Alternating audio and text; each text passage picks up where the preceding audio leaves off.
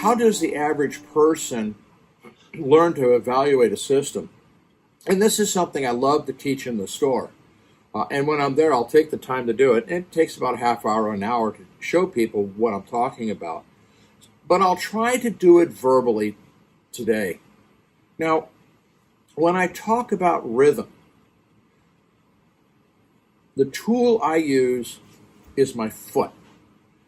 And I use my foot the exact same way a musician uses the foot, which is to keep oneself in time. They'll either be tapping their foot, or if you watch a video, they'll be taking their hand and tapping their side because they're trying to keep the count. The other thing to notice in concerts is that there are as many speakers pointed at the musicians as there are typically pointed to the audience. Again, they're trying to make sure they stay in time. Now, don't expect live musicians to perform at the same level of the recording. And the reason for that is that they do take after take years ago, because they only had tape machine, that was it. So the Beatles' Good Vibration took 24 hours straight until they recorded the song right. Today they have multi-sync and can deal with that. But tapping your foot mechanically puts you into the same motion as whoever you're listening to. And then while you're tapping your foot to that musician, simply try to see if your foot is going down at the same time as another musician is starting to play their note or sing a word. And if you feel comfortable in moving between the different musicians while you've picked up the count, great. If, on the other hand, you feel like you should be pedaling a bicycle, that's wrong. And that's when you realize that they're not on the same count. Now, I don't recommend using classical music for this because classical music changes its tempo fairly quickly or often, unless you use something like the Haydn's Clock Symphony or something like that. It can be fairly difficult if you're not accustomed to do it. Once you learn to pay attention to the rhythm, then you can go running through any type of music and realize, yes, this is right, or no, it's not. Now, another example of why people can tell the difference, and you don't need an audiophile to tell you how to listen, is we've all heard street musicians, playing. And invariably, they have a case in front of them, and, it might be a guitar case or anything, and there's some money in it. Now, depending upon their quality, you come away with one of three opinions. One, they are so bad that the money put in that case is sympathy, okay? Two, they're okay musicians, they're doing okay. And probably the money they put in there is what they put in there to make you feel guilty, not putting more in there when in fact they've, they've primed the pump. And the third experience is that they are so good that you're willing and happily put the money in there. So you can tell that right away in rhythm. If they're not even playing in time, they're just kind of odd, they're not good. And I had this personal experience many, many years ago in Cincinnati where these two guys were playing like bongos or drums on one of the causeways going over to a Bengals football game. And the first couple years, they were pretty sad, okay? But after a few years, they actually, while performing the same music, were actually pretty good at it. So you can recognize this. The other question I raise to people, if they don't think they can tell the difference, is when's the last time you heard a good band at a wedding reception? Okay? And most people haven't. And it doesn't matter how loud they play. Actually, it makes them more annoying. Nor do you find everybody tucked back in the corner of the building saying, God, they sound really good back here. I wish I could sit down. No. Poor musicianship permeates the entire environment. End of story. Okay? And frankly, I don't want to hear otherwise. I've never heard lousy musicians sound good in a sweet spot. All right, which is another audiophile thing. But that has to do with stereo, not with music. When it comes to what you would refer to as the tune or the relationship of notes, that's where I encourage people to simply hum along. If the music is performed right, you should have a good sense of where the next note is going to be and hum right into it. If there's something wrong, you find yourself stopping the hum and restarting it, trying to pick up the right, how should we say, key. And again, very quickly, you get lost. So the poorer the system is in performing note-to-note relationships, the quicker you get lost by simply trying to hum the tune. Now, and I find this kind of interesting because a lot of the music for years that the Cincinnati Symphony would play was music that you could hum along to. And there was a time when we had a conductor who was extraordinarily good, German conductor, who proceeded to get into modern music, avant-garde stuff.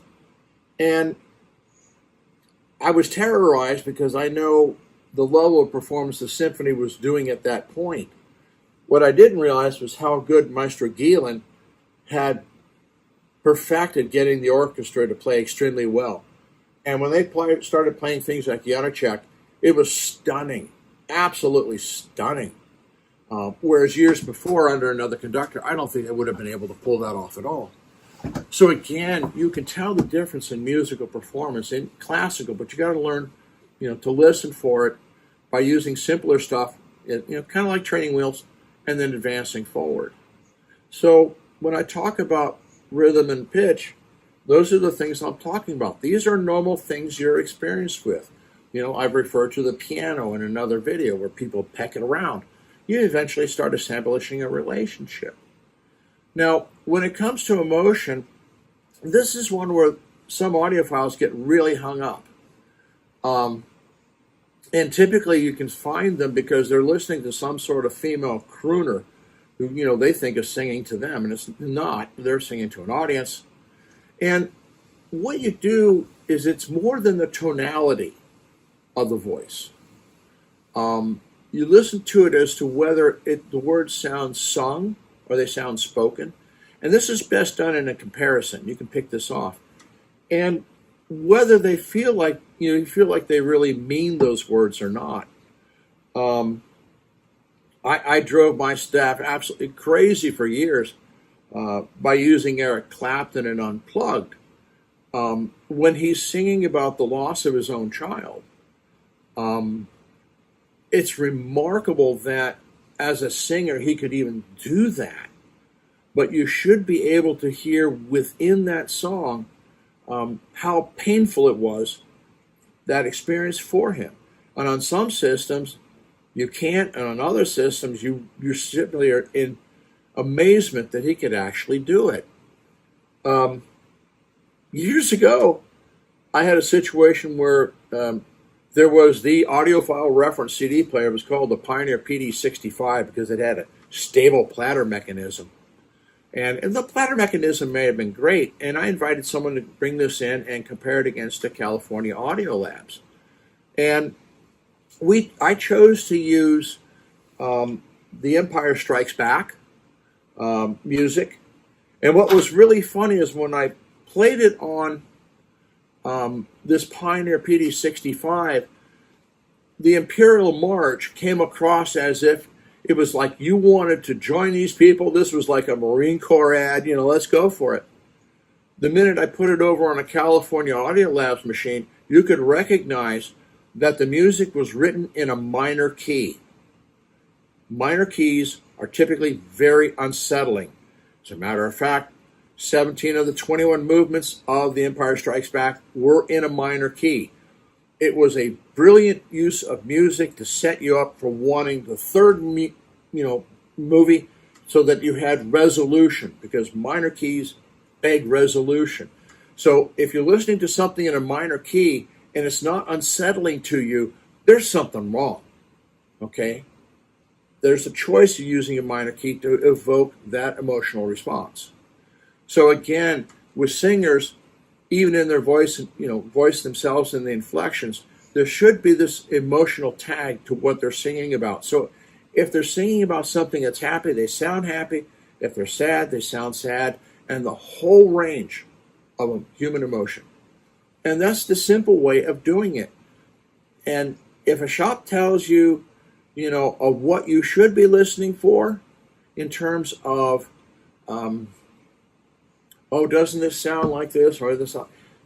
Be very careful about that. Unless they're trying to guide you to teach you how to ride the bicycle yourself, you're in trouble. Because if they get you stuck on training wheels, then they've got control. I try to teach my customers to be free of any salesman, including me. I let them use their senses that they naturally have. There's no such thing as audiophile ears. There are people who are trained to listen for things, yes, but they don't have special ears, okay? So let's put that one aside. So when I talk about these elements, this is what I look for. I know some of my English audience is going to have some fun with me on this because they've referred to it, I think, as Pratt. And they have their own quibbles with it, and that's fine. But if I can be taught tools that are more effective, I'll use them. Right now, I haven't. So there we are. Thank you.